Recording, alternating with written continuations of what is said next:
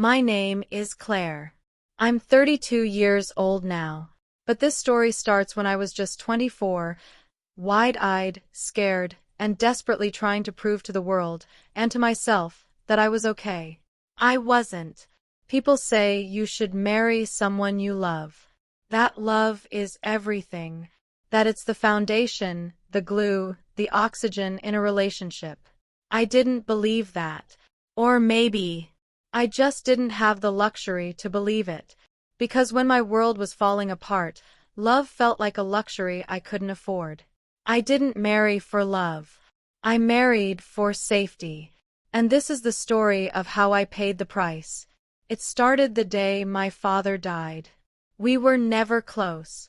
My dad was strict, cold even, but he was the backbone of our family. He kept the roof over our heads, kept food on the table, and made sure my younger brother finished school. When he died suddenly of a heart attack, it was like someone pulled the floor out from under us. My mom went into a spiral. She cried every night, barely got out of bed. My brother dropped out of college to work full-time. And me. I was already juggling 2 part-time jobs just to stay afloat. I remember sitting in the kitchen one night, staring at the bills piling up on the counter. Electricity, rent, credit card debt. It felt like the walls were closing in. And then there was Mark. Mark was my dad's friend's son, a few years older than me. Steady, responsible, quiet, not exactly charming or exciting, but reliable. The kind of man who showed up on time, paid his taxes, and didn't make waves. He was also doing very well financially. He called a few weeks after the funeral, just to check in. But checking in turned into coffee. And coffee turned into dinners. And dinners turned into him asking, one night, if I'd ever thought about settling down. I didn't know what to say. He looked at me seriously. You've been through a lot, Claire. You need someone to take care of you. I should have felt offended. But instead, I felt tired. So tired. The next morning, my mom asked how I was going to pay for her medication. My brother needed help with his car. My boss had cut my hours. And so, when Mark proposed just 2 weeks later, with a quiet, almost awkward, "You don't have to answer right away, but I'd like to make life easier for you," I said yes. Not because I loved him. Not because I saw a future full of passion and joy. But because he offered me a way out. A lifeline. And I took it. The wedding was small. Simple. Quiet. Just the way Mark wanted. I wore my mother's old dress. She cried when she saw me in it. I think part of her believed this was a happy ending. That I had found stability. A good man. A future. But deep down, I felt like a fraud. I smiled for pictures. Said all the right words. But inside, there was this quiet, hollow ache. Like something had been buried alive. After the wedding, we moved into Mark's house. A clean 2-bedroom in the suburbs. White walls. Gray carpet. No pictures on the walls. It looked like a showroom. Neat, cold, impersonal. Kind of like our relationship. He was kind, in his own way. He asked me about my day. He paid for groceries, and sometimes brought home flowers. He always made sure I had what I needed. But he never really saw me. Not the real me. Not the messy, complicated, emotional me that just wanted to be held without reason. He didn't like messy. He preferred predictability. And I began to shrink. I remember one night, maybe 4 months into the marriage, I was standing at the sink doing dishes. The radio was playing some old love song, you know, the kind that tugs at something buried inside you. Out of nowhere, tears started rolling down my face. Mark walked in and froze. He looked at me like I was a puzzle with missing pieces. "What's wrong?" he asked. "I don't know," I whispered. I don't feel anything. He didn't come over. Didn't touch me. He just stood there. You might be tired, he said finally. You should get some rest. And he walked away. That night, I lay awake staring at the ceiling, wondering if I had made the biggest mistake of my life. At first, I tried to make it work. I cooked his favorite meals. I kept the house spotless. I smiled when his parents came over. I laughed at his co-workers' jokes during dinner parties. But it always felt like I was playing a role. Like I was auditioning for Wife of the Year, and no one knew I didn't even want the part. Sometimes I'd sit in the bathroom with the shower running just to cry in private. Sometimes I'd stare at myself in the mirror and not recognize the woman staring back. Who was I becoming? Then the dreams started. Vivid, strange dreams of places I'd never been. Faces I didn't recognize. But every single one of them was bursting with color and emotion. I'd wake up gasping, wishing I could go back into those dreams, because they felt more alive than my waking life. I knew something had to change. But I didn't know what. Until he came back into my life. It was a sunny afternoon, and I was out shopping for groceries when I heard someone call my name. Claire. I turned, and there he was. Liam. My college boyfriend. My first real love. The one who made me believe in butterflies and stupid love songs and late-night drives to nowhere. The one I lost when life got too hard and dreams felt too far away. He looked older now. A little rougher around the edges. But his eyes hadn't changed. We stood there, awkward and smiling and stunned. After a moment, he said, "Coffee?" I hesitated, then nodded. I wish I could say I didn't feel anything when I saw him. But the truth? I felt everything all at once. Liam and I sat at a corner table in a tiny cafe. It smelled like cinnamon and fresh coffee beans. It felt like a dream. We talked for hours. About everything and nothing. He asked me what I'd been doing since college. I told him about my dad, my mom, the jobs, the weight of it all. And then I told him I was married. I watched the smile fade from his face, just a little. He nodded slowly. Is he good to you? I paused. That question, it cut right through me. Not, are you happy? Not, do you love him? Just, is he good to you? I wanted to lie. I wanted to say yes and change the subject. But the words got stuck. Instead, I whispered, he's decent. Liam looked at me, really looked at me, the way no one had in years. Like he could see straight through the walls I had built around myself. That's not the same thing, Claire, he said softly. Being cared for isn't the same as being loved. And that's when I broke. I cried. Right there, in the middle of the cafe. Not loud. Not dramatic. Just quiet tears sliding down my face like a confession I couldn't put into words. He reached across the table and held my hand. Gently. No pressure. No judgment. Just warmth. And for a moment, I felt seen. I didn't tell Mark about the coffee. Or the tears. Or the way my heart had fluttered when Liam touched my hand. But things started changing after that day. Not outside. Inside me. I started questioning everything. Why did I stay in a house that never felt like home?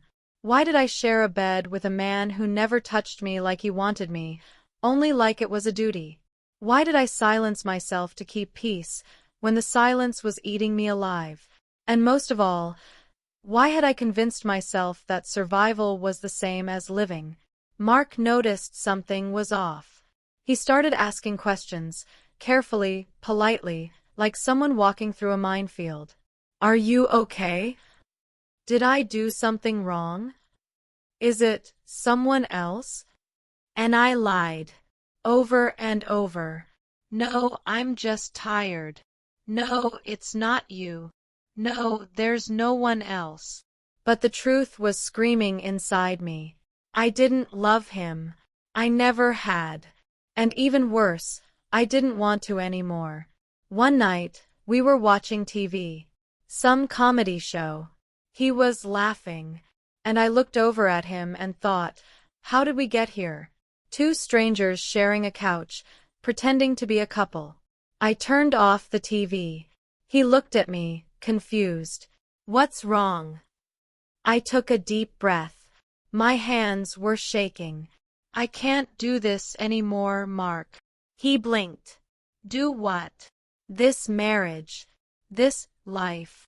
The room went quiet. Dead quiet. He sat still for a long time, like he didn't understand the words I'd just spoken. Then he said, I gave you everything. I took care of you.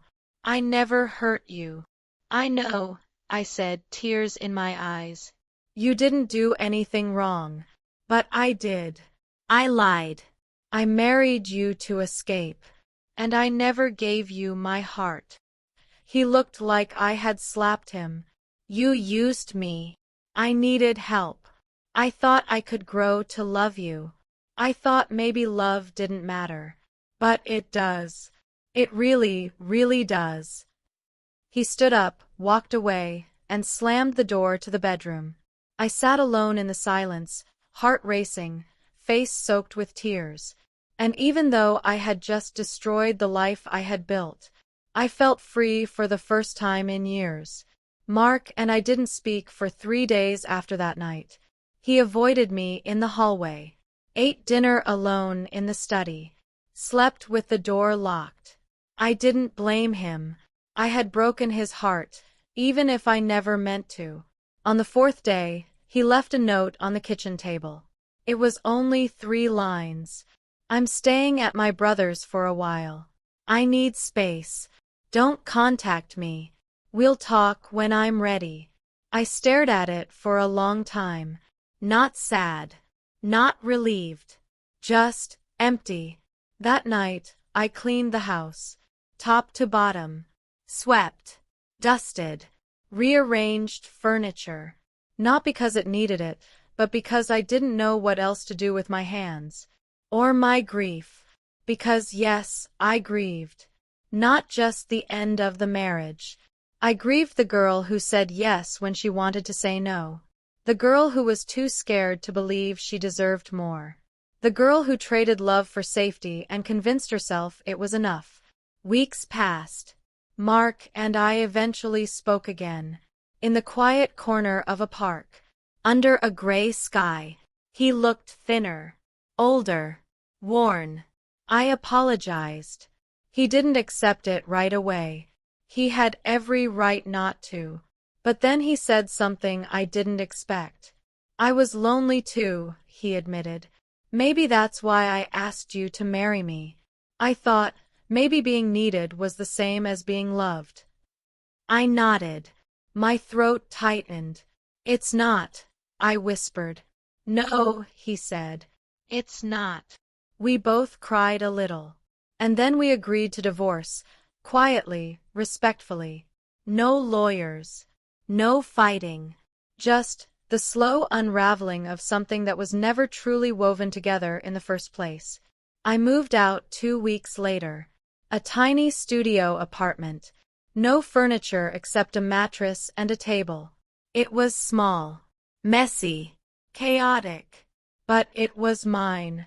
And for the first time in a long time, so was my life. Liam and I didn't jump into anything. He knew I needed time, healing, space to rediscover myself.